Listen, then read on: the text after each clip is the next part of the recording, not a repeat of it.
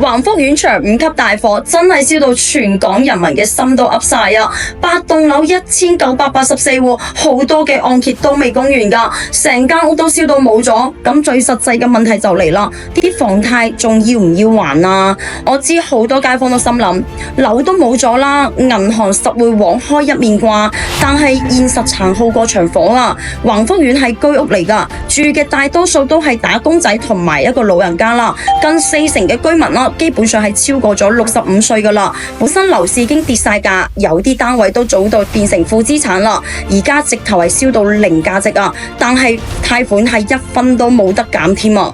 點解會咁㗎？其實係好易明嘅啫，銀行借俾你嘅係錢，唔係樓啊！層樓只不過係抵押品，咁燒咗層樓唔等於你筆債係唔使還嘅喎。好彩大廈呢就有買保險，中國太平保險已經係急急腳啟動咗理賠㗎啦，話會應賠盡賠，但係呢就要醒定啲啦。大廈火險只不過係保電梯外牆啲公共地方，落到每戶嘅手有幾多，真係只有天知地知㗎咋。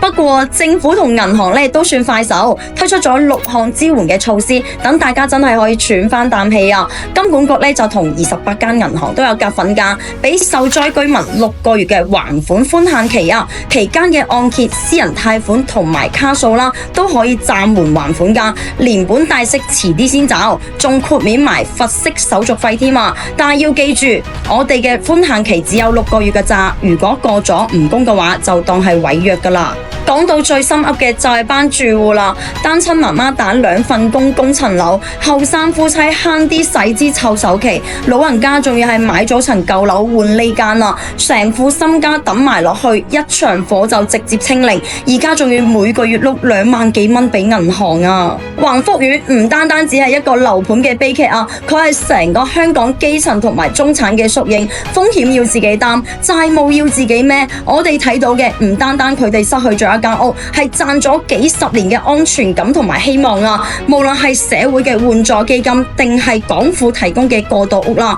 希望大家真係搭多把手，等受災街坊可以早日重新安樂落腳。人心無情，但係人間有情啊！街坊們頂住啊！